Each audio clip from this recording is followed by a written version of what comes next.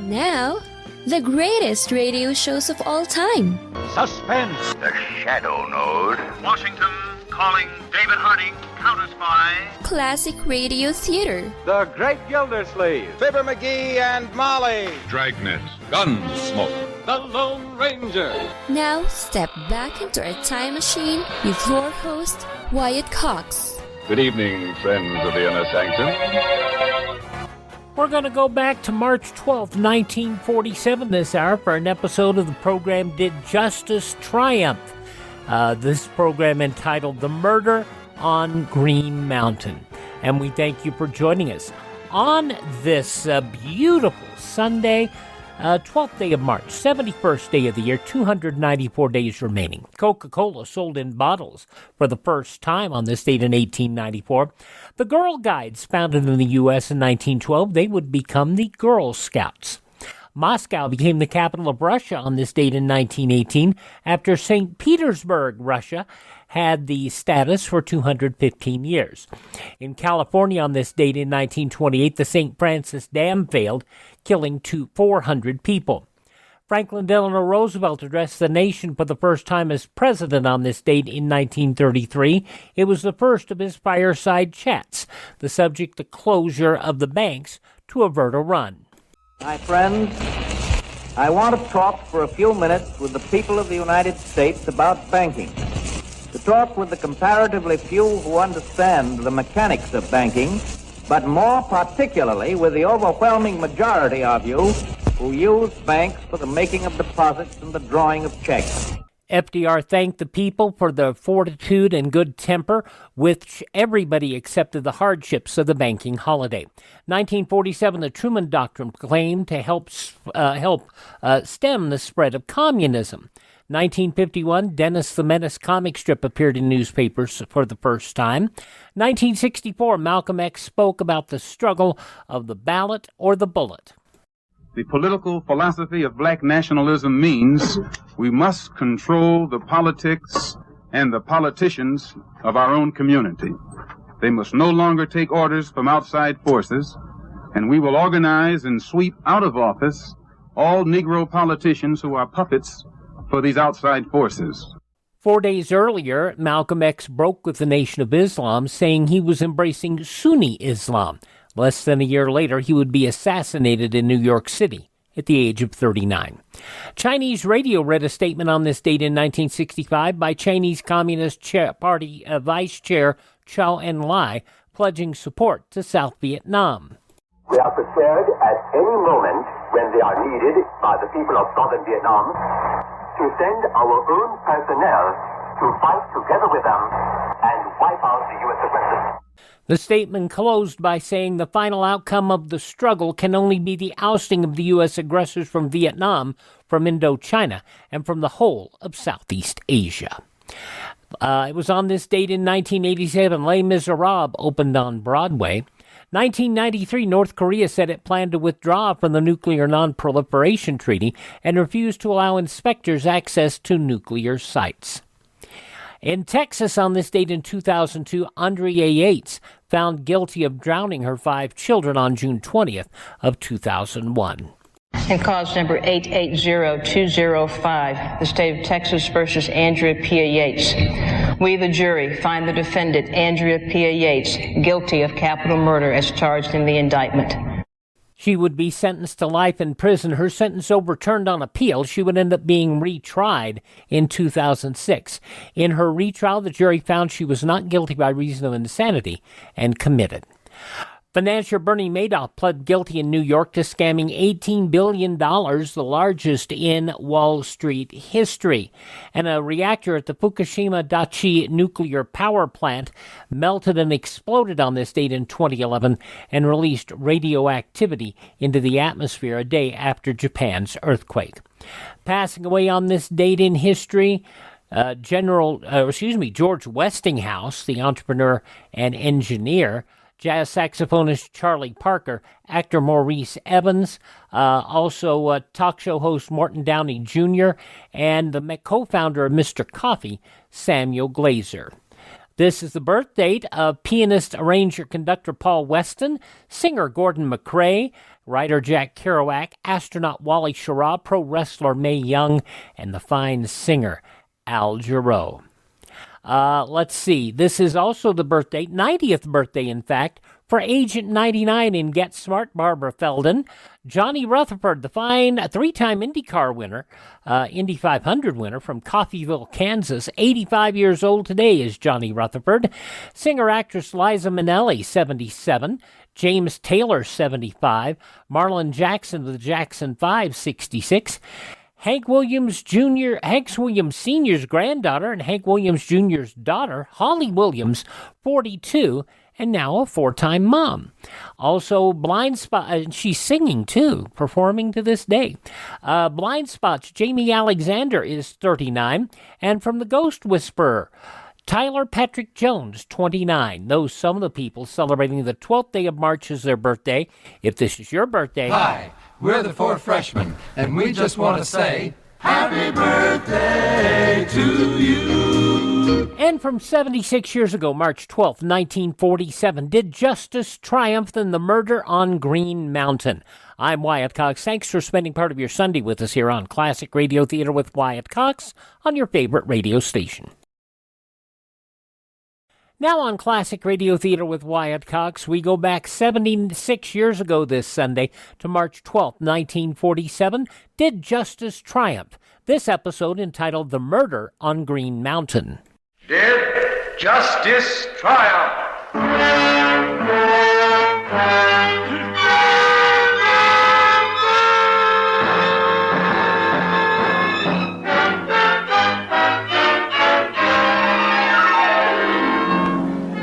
Death file at police headquarters in a West Coast city, there's an identification card which reads, Name, William Harris. Age, 59 years. Cause of death, skull fracture by blows on head and body crushed by moving vehicle. Classification, homicide. Investigation, proceeding.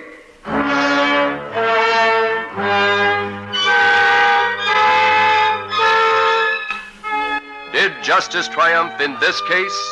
You will learn the answer tonight as you hear another thrilling reenactment of a famous true justice case. These real stories of the law, pitted against evil and corruption, are brought to you every week so that you may comprehend more fully the vast mechanism of justice in the pursuit of its duty toward you, the public. Though the names and places mentioned in these broadcasts are fictitious, these are real crimes by real people, and are based on the true justice cases followed by millions of readers each week in the New York Sunday News and its syndicate. Tonight's case, Murder on Green Mountain.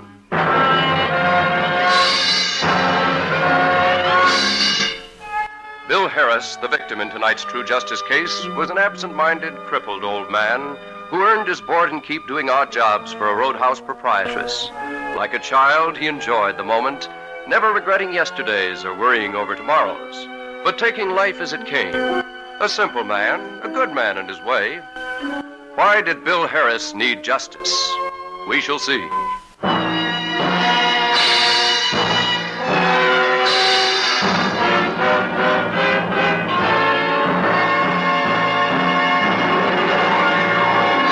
Our story begins in a roadhouse off one of our country's main highways, a typical dine and dance place, frequented by people from the nearby town.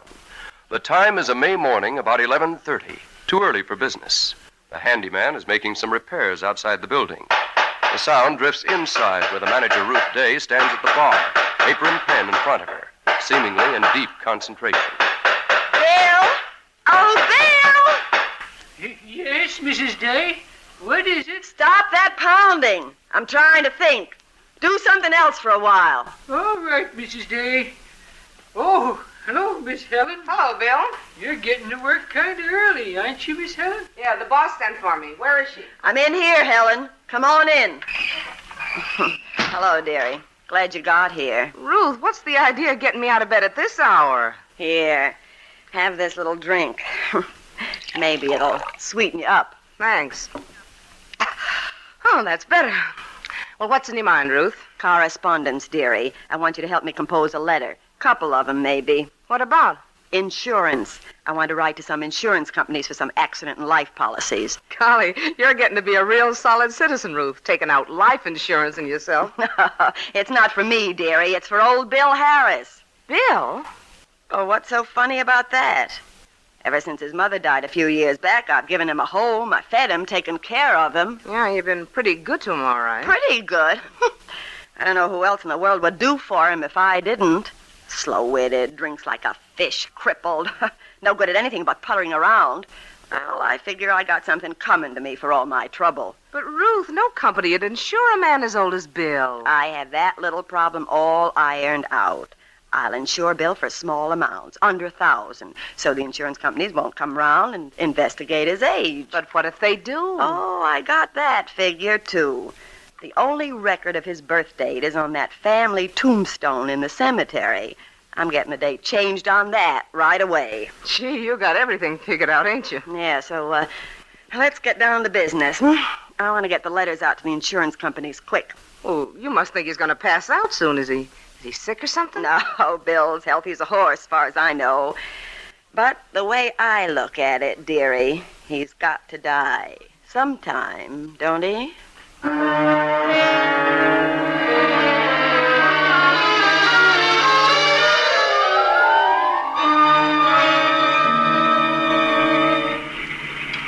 My, you girls sure are nice. Taking me riding on such a nice afternoon. Yes, well, enjoy yourself, Bill.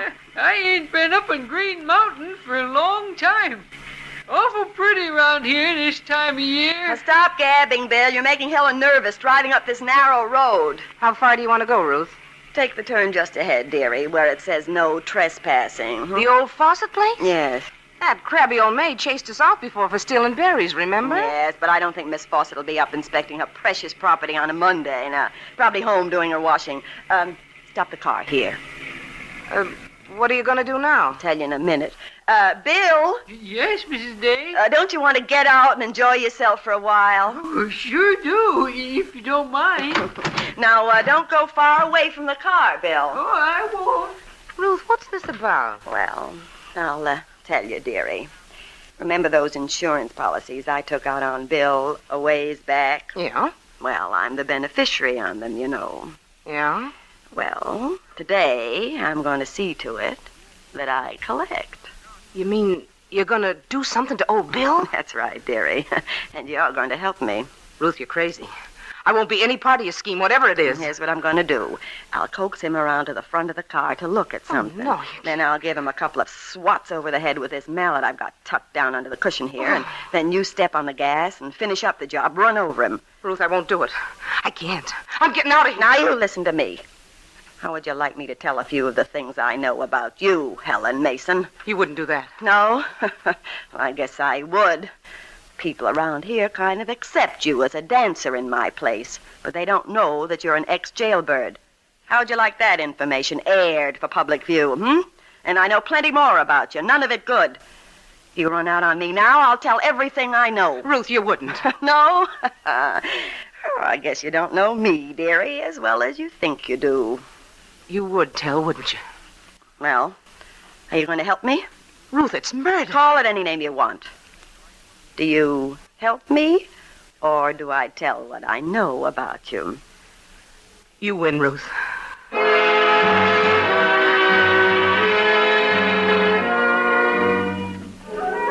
Ruth Day's terrible scheme goes into action.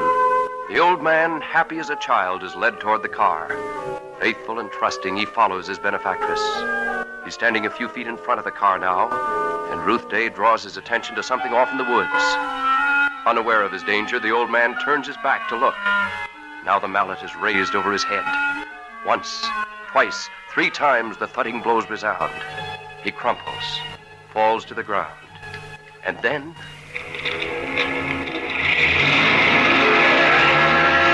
It's done! A murder has been committed on Green Mountain. The body rests underneath the car, a bleeding, twisted corpse. Ruth Day, a grim smile of triumph on her face, tosses the mallet into the bushes, starts toward the door of the car. And then, frozen in her tracks, she sees another car turning off the road toward the deserted house.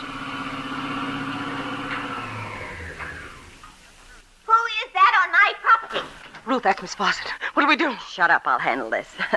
Hello, Miss Fawcett? I'll have you know this is private property. Yes, but it's so pretty in here, Miss Fawcett. Now, don't you try to bamboozle me. Why, you're the same two I put off here before for stealing my berries. Oh, Miss Fawcett, we're not stealing any of your berries today. Honestly, we aren't. Well, you can see we haven't any baskets. I'll take a look through your car for myself. Right. I've a good mind to report you to the sheriff. Here. What's under this blanket on the floor? There's nothing here, Miss Fawcett. You told me that the last time, and I found a good half bushel of my berries in your car. Oh, dearie, you can see there's nothing here now. Well, I'll thank you to get off my property right now. If you'll just give us a few minutes to rest, we'll move on. You see, my friend Helen Mason is just a little tired from the drive up the mountain. Well... Oh, thank you, Miss Fawcett. You're sweet, dearie. But don't you stay too long. No, we won't. We'll be gone in 5 minutes. You just better be. Well, she's leaving. Ruth, what are we going to do? Wait till the old hen gets out of sight, and we'll pull Bill out from under the car. Maybe she saw him. Maybe she's going to call the sheriff. No, she didn't see a thing. Now, come on. Get out of the car and help me. We're going to put Bill under the blanket on the floor in the back seat. We can't keep a corpse in the car. Oh, stop babbling, Helen. I've got a way to get rid of the body so that nobody will ever dream we killed him.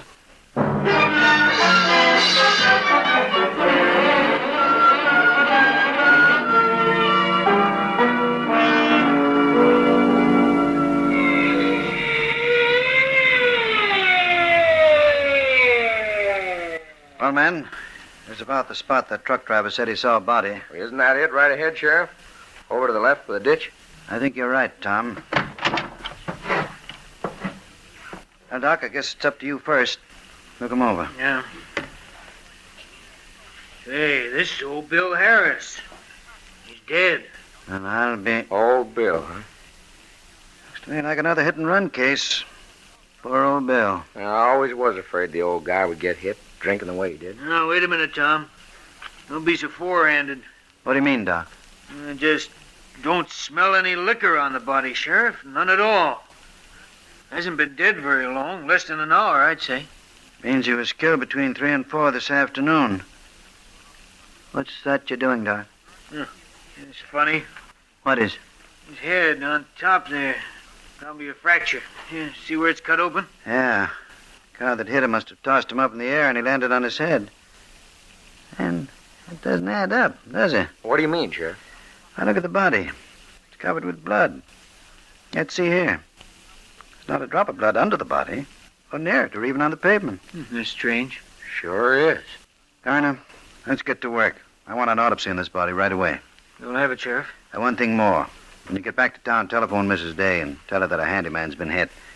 She'd better know, I guess. Yeah, she's probably worried about him. Okay, I guess we're all set then. While you're doing your work, Doc, Tom and I will scout around here.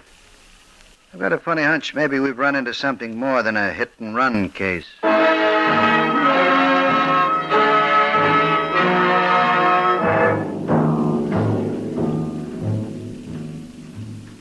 The wheels of justice are beginning to turn.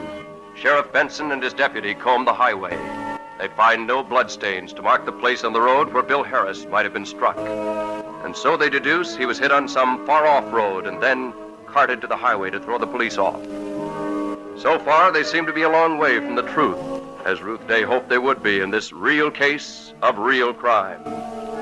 Was Ruth's plan so good that she and her weak-willed accomplice will never have to answer to justice? A few hours later, Ruth Day shrewdly pays an unexpected call on a neighbor, Mrs. Mullins.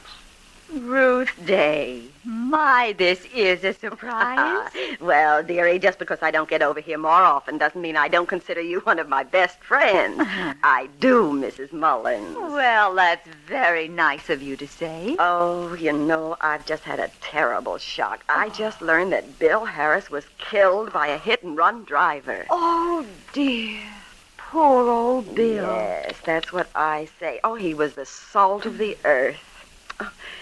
But now maybe his death will get me into trouble. Trouble? How? Well, the sheriff might want to know where I was at the time of the accident. Yes? Well, dearie, would it be all right with you if I said I was over here with you all afternoon? Oh, my, I don't know. I wouldn't want to get into trouble. Why don't you just tell them the truth, wherever you were? Dearie, I would if I only could. But if I did, it would get my big-shot boyfriend into trouble. You know who? This could be ugly. From 76 years ago, March 12, 1947, did justice triumph on Classic Radio Theater with Wyatt Cox? The news from 76 years ago today follows these messages from your favorite radio station.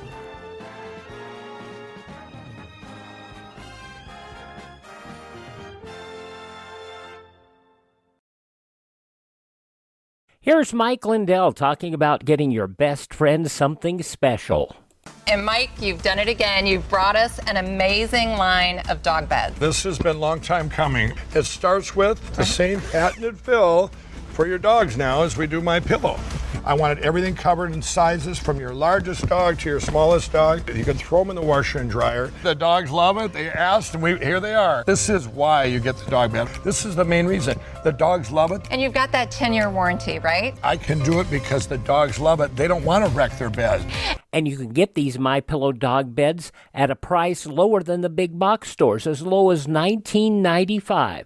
Call 1-800-928-4715, 1-800-928-4715, or go to mypillow.com/pet and use my promo code Wyatt. Treat your best friend to a MyPillow dog bed, mypillow.com/pet. Promo code Wyatt.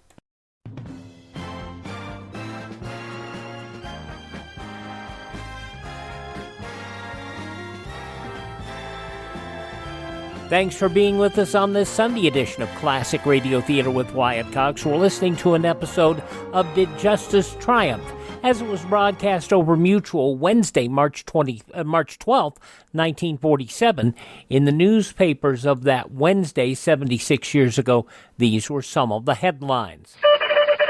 President Truman urged Congress today to provide $4 million military service and materials to Greece and Turkey and back him on a global foreign policy of restricting communist aggression. In a monumentous address ushering in a new phase of Soviet-American relations, Mr. Truman told senators and representatives gathered in the packed House chamber that he saw the present world situation this way, quoting, "It must be the policy of the United States to support free peoples who are resisting attempted subjugation by armed minorities or by outside pressure." In the immediate fateful hour, the president designated Greece and Turkey, now on the fringe of the Soviet sphere of influence, for help. In Peoria, Illinois, the leader of a picket detail involved in a fatal shooting fracas with railroad guards a year ago appeared voluntarily before police today for questioning in the investigation of the assassination of the head of the struck Toledo, Peoria, and Western Railroad, George P. McNair, Jr. Garland F. Brown, the chairman of the strike committee of 13 railroad brotherhoods, came to the Peoria police station after an attorney for the striking brotherhood had promised cooperation in every way with the investigation. The fifth of 6 men trapped in the twisted wreckage of a collapsed downtown Cincinnati, Ohio building brought to the surface today by rescue workers 27 hours after the 5-story structure roared to destruction in a cloud of dust. Latest to be pulled to safety was 47-year-old Wally Peskin, who grinned at sweating firefighters and shouted, "I feel like a million." 3 other men have been taken alive from the splintered beams and crumbling bricks. Still in the dark gas-filled recesses of the rubble was 75-year-old Fred Eisner, who had not been heard from since the structure caved in about 9 a.m. yesterday. All 6 of the entombed men, employed by the Western Fixture and Bar Supply Company, a half dozen other persons were injured in the collapse, but escaped being trapped. President Truman ordered his sacred cow in readiness today for a mid-afternoon flight to Key West, Florida, and a 4-day rest prescribed by his personal physician. The chief executive planned to leave Washington immediately after delivering a momentous foreign policy address to that joint session of Congress we told you about earlier. In Kansas City, U.S. District Attorney Sam M. Ware said there was not enough evidence to warrant grand jury action on alleged voter fraud in the last August primary election. Ware, in a statement, announced that he and 3 federal judges had reviewed evidence submitted by Kansas City Star investigators and a subsequent FBI report and decided that under the law, no indictments could be returned. Ware pointed out that alleged irregularities in primary elections can be prosecuted by the federal government only under the civil rights statutes, and jurisdiction is limited regarding the personal right to vote for candidates of federal office only. No evidence uncovered, he said, to prove a conspiracy, which must be done in a federal fraud action. Those some of the day's top news stories as reported in the newspapers of Wednesday, March 12th, 1947. On your radio, did justice triumph? We'll hear the conclusion of the murder on Green Mountain when Classic Radio Theater with Wyatt Cox continues on this Sunday here on your favorite radio station. Gene Herschel as Dr. Christian starts off our week on Classic Radio Theater on Monday, an episode from 85 years ago, March 13, 1938, a racket in the sale of milk in Rivers End, and we'll hear what Dr. Christian is doing to battle it. That'll be on Monday's Classic Radio Theater. But now the conclusion. Did justice triumph? 76 years ago, March 12, 1947. Oh, you were with him. Mr. Lockway. Yes, and if his name gets into the paper and his wife finds out he's been coming to see me, well... Goodness, that would be bad. Oh, he's such a grand fellow. Yeah, so if you'll just back me up on this afternoon, nobody'll suffer for it. Well, in that case... All right, Ruth. I'll say that you were here with me.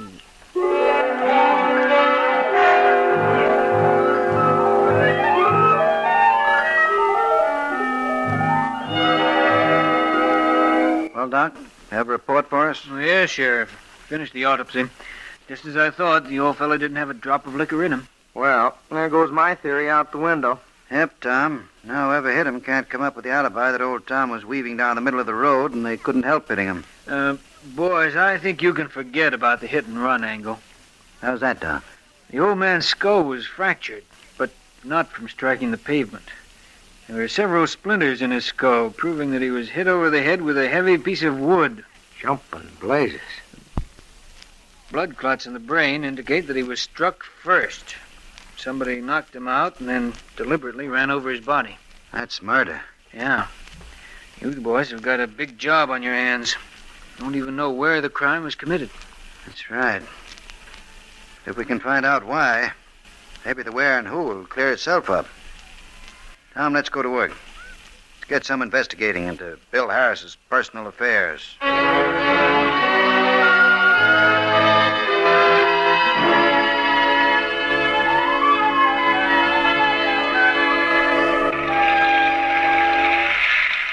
I hope nobody sees us washing the car at this hour of the night.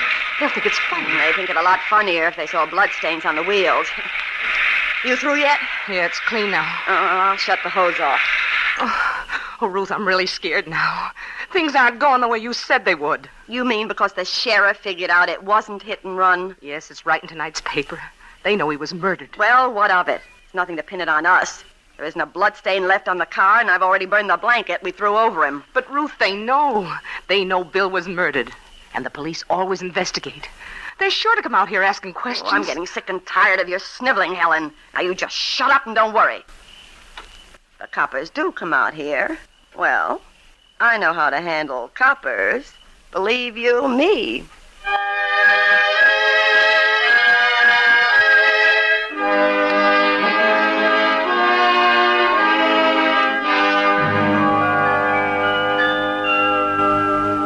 Mrs. Day said she'd be right out, Sheriff. She was just finishing her breakfast. Guess it is a little early in the day to disturb a roadhouse proprietress. Did you find anything in her car? No. It's clean as a whistle. No sign of anything. Huh? Guess that lets her out then, huh? Maybe. Except every other car we've examined so far has had dirt or dust or mud caked on it somewhere. This car's been washed. Very recently. Looks suspicious. Yes. Made a mistake in not tackling this car first. If there ever was any evidence of murder on it, It's all gone now. Yeah. The trouble is, Sheriff, we don't have any real suspects. We won't have until we find a motive. The old man had no enemies, no money we know of. When we know whether or not he was insured, we'll have something to go on. Why don't you ask Mrs. Day? She ought to know. I'd rather not discuss it with her. Hey, Tom, take the license number of this car, too. A2472. I got it. Well, good morning, Sheriff Benson. Won't you come up and let me fix you a little snifter of something? Thanks, no, Mrs. Day. We're here on business. Oh. I see your car has just been washed. Yes, did it myself. Good job, isn't it? Are you in the habit of washing your own car? Oh, no, that was Bill's job. Oh, my, how I'm going to miss that dear old man. You haven't any idea who killed him? Why, no. Mrs. Day, where were you Monday afternoon from 2 until 4 o'clock? Monday?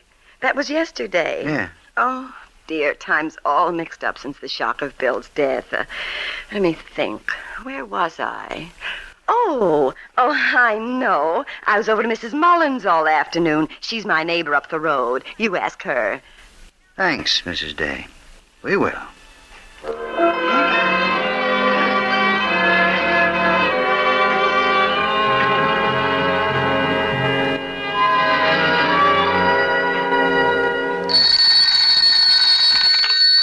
Sheriff's office, Sheriff Benson speaking.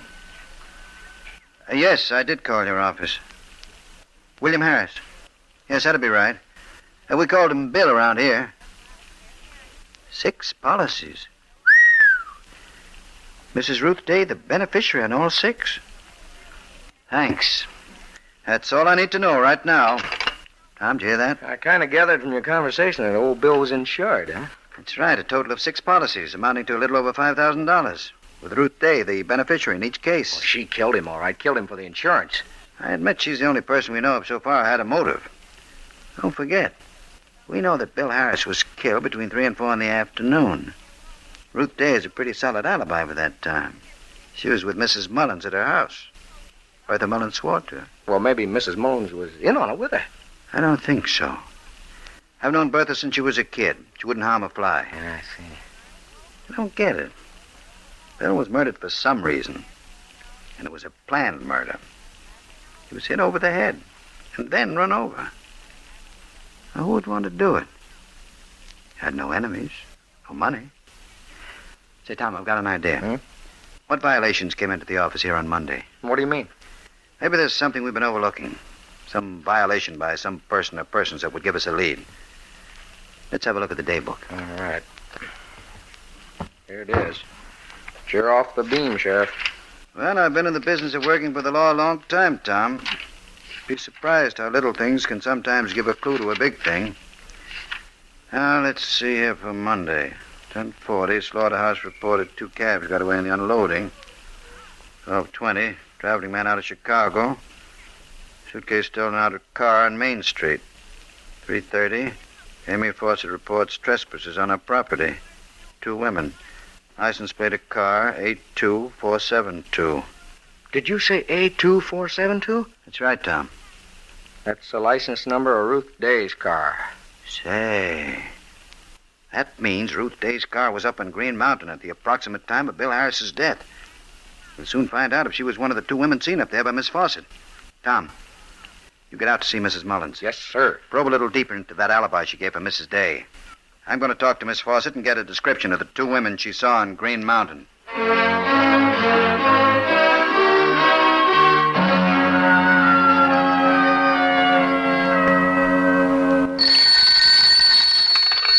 Coroner's office. Doc, this is the sheriff. I'm going to need your help tonight. Yeah, sure, Sheriff. What is it? You still got Bill Harris's body over there, haven't you? Yes. Well, put him in a coffin and load it into a car and drive up to the top of Green Mountain on the Fawcett property. You want me to bring the body up there tonight? That's right. My men have been up on the mountain for the past hour. They'll meet you up there. What's it all about? I think I've got my hands on old Bill's killers. I plan to make them talk tonight.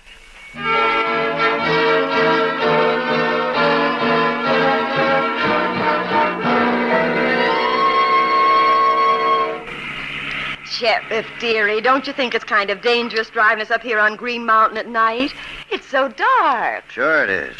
One false move and all three of us will be down at the bottom of the mountain. Well, then turn around and go back like a good boy. Please, Sheriff, take us back to the roadhouse. I'd like to, ladies. You're here because you wouldn't talk back there. Give you both a fair chance to confess to the murder of Bill Harris. Dearie, we didn't do it. I don't care what that old hen Miss Fawcett says. We weren't up here at all Monday afternoon. Ruth's telling the truth. We don't know anything about Bill's death. No? Just a little while ago, my men found the exact spot up here where Bill Harris was murdered. No matter what you say, Mrs. Day, there's a good, reliable witness who says that you and Helen Mason were up here just about the time he was killed. You're taking Miss Fawcett's word against mine and Mrs. Mullins. Why, I was with her all Monday afternoon. After my deputy, Tom Moore, had a talk with Mrs. Mullins, she changed her story. Oh, Ruth, then she must have told you the truth. I was with my boyfriend. Your boyfriend, Mr. Lockway, denies he saw you at all on Monday. He's lying. I don't think so. Mrs. Day, you killed Bill with the help of Helen Mason. You killed him for his insurance. Oh, Sheriff, dearie, I just don't know what you're talking about. Oh, yes, you do. Why, we've even found out that you had the date changed on Bill Harris's family tombstone. You upped the date of his birth 8 years. I suppose that was done in case any of the insurance companies came to investigate his real age. Honestly, Sheriff, you ought to be writing a movie. You've got such an imagination. Thanks. Well, here's where we turn off the road. Well, why, it's the Fawcett place you're taking us to. Yes. Sheriff, why'd you bring us up here? You haven't told us. Why, I thought you knew. You ladies are going to reenact the murder of Bill Harris.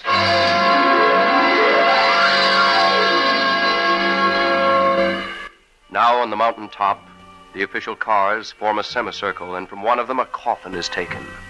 The body of William Harris is lifted out and carried out in front of the car in which Ruth Day and Helen Mason are sitting.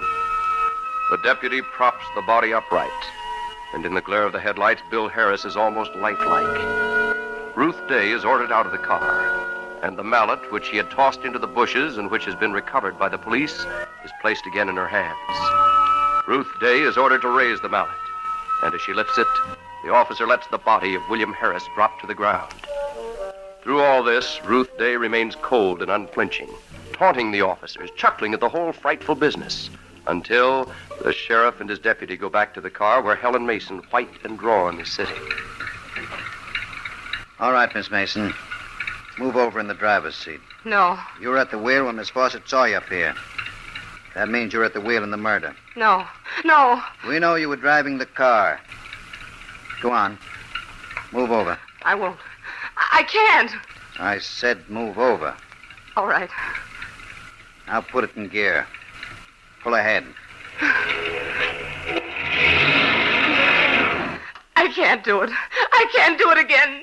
That poor old man. You better start talking. All right. All right, I did it. I ran over his body after Ruth hit him on the head. She's lying. We had nothing to do with it.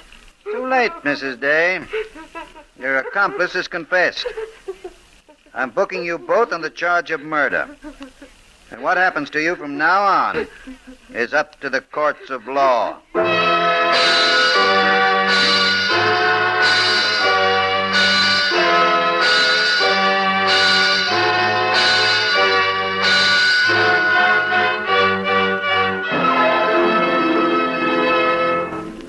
Justice moves swiftly in the case of the people versus Ruth Day and Helen Mason. The jury needed but 2 hours to return a verdict of guilty. For state's witness, Helen Mason, accessory to the crime, 20 years behind the bars of one of our country's state prisons. For Ruth Day, death in the electric chair. Thus decreed justice. And so it is that now at police headquarters, the death card on William Harris has been removed from the active file and marked case closed.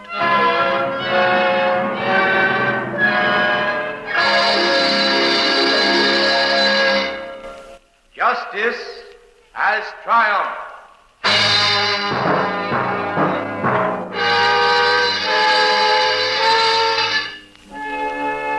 Plan to be with us again next week at the same time for another famous true murder story entitled Partners in Murder, a dramatization of another of the Did Justice Triumph series, appearing each week in the New York Sunday News and its syndicate.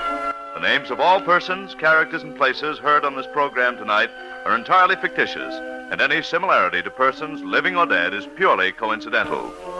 These programs are produced and directed by Jock McGregor. The stories are dramatized by Barth Conray. Narrator is George Carson Putnam. Santos Ortega played Sheriff Benson, and Jean Ellen played Ruth Day.